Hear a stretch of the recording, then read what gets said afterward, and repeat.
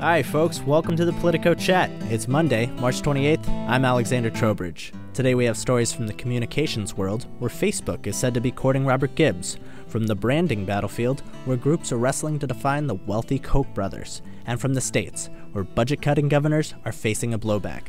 For more on these stories, we're joined by Politico's Andy Barr. Andy, let's start with the states. You had these governors who promised they were going to cut back, got voted in for promising they were going to cut back, started cutting back, and now are facing a bit of a blowback from the voters for doing what they said they were going to do.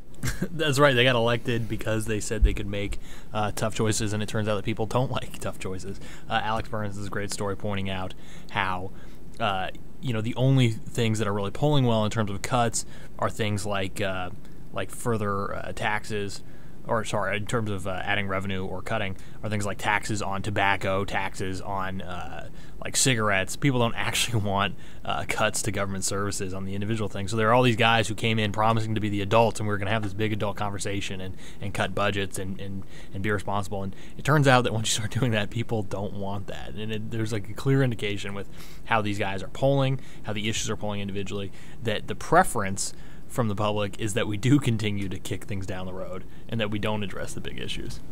Now, with kind of the star of these cutbacks, Christie, right. He became sort of a cause célèbre. He gained a lot of popularity for saying he was going to do what he was going to do and then doing it, making no apologies for doing it. But as Alexander points out, he's also facing a blowback. That's right. I mean, he's one of these guys who has become huge on the national stage, and with conservatives, you've got, I mean, if you talk to any conservative activist about the 2012 race, they're like, oh, I like Nude or I like, Palin or whatever, but who I really want to run is Christie. But in his own state, it's causing him a lot of trouble, and it's one of these things like, you can have your national profile increase because the people who are paying attention to this stuff want to see, or at least say they want to see, like, the big adult conversation. But in New Jersey, these fights with the unions are killing him. The cuts to budget cuts, which, he says, that's fine. I wasn't elected to do popular things. I was elected to do the hard things. The hard things are proving to be very unpopular. Now let's go over to the other side of the political spectrum, sort of the funding wars that are taking place. Ken Vogel has a nice piece on the Koch brothers and the battle against them. Tell us about that. You're right. Like, there's this big kind of fight between the right and left right now to define the Koch brothers. Like, on the one hand, are you casting him as the right's version of George Soros, and he's like, the puppet master behind everything, and he's going to be the enemy that you tag on to every grassroots fundraising organizer and everything else? Because what's important here is not what they're actually doing. What's important here is if you're able to brand them in such a way and then fundraise and campaign against them. If you, the genius here for Democrats, if they're able to pull it off, is you totally neutralize the grassroots conservative argument if all of a sudden they're all following, these guys who are oil and energy execs. And then on the other side, the right is making the case. There's this long piece in the Weekly Standard doing this, that these guys are just businessmen who are just giving out money to causes that they want. And that's not unlike a lot of successful businessmen in this country. Ken points out that the Koch brothers have actually launched a PR campaign to push back against some of the attacks on them. How's it working out? Yeah, I think it's having some impact. I mean, you're certainly seeing more positive coverage and more questioning coverage of the attacks from Democrats on them.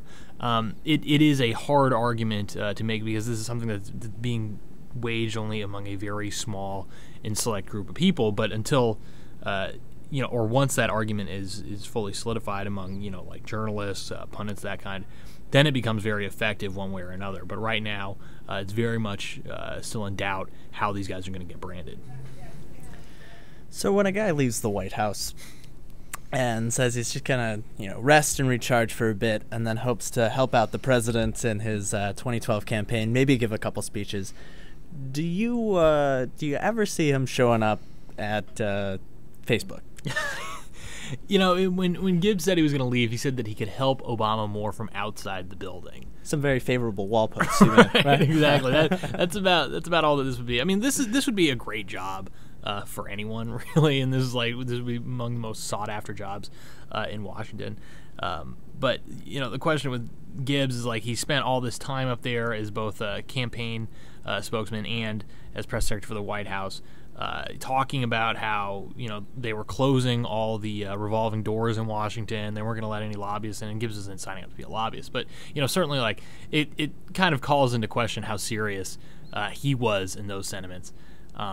But at the same time, if there's not a position for him on the campaign, if there's not something he's really dying to do in Washington, he's been around for a long time, this would be a great opportunity for him.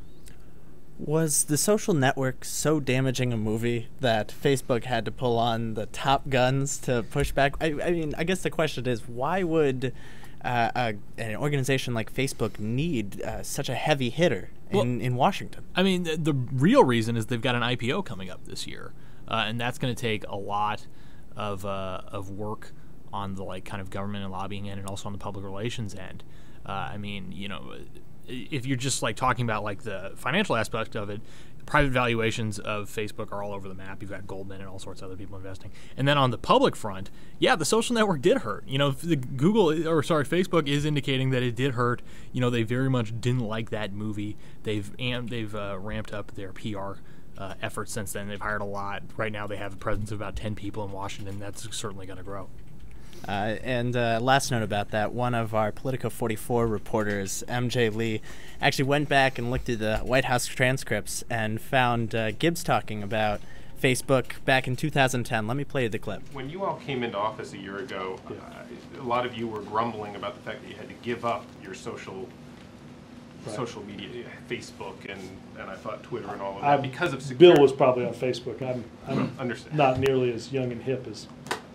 Yes. Clearly. You weren't supposed to readily agree with Michael. That was sort of a segue thing, not an agreement.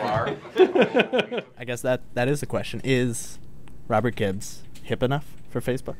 You don't really have to be, is the thing. I mean, he's not designing, he's not engineering. I mean, he's working on the Washington end of this. He's not. I don't know what the full job would be, but it doesn't sound like it's crafting strategy to appeal to 18-year-olds in Bosnia. He is the guy who's going to be the face in Washington, and he's certainly qualified to do that. Hey, thanks for coming on, Andy. Thank you.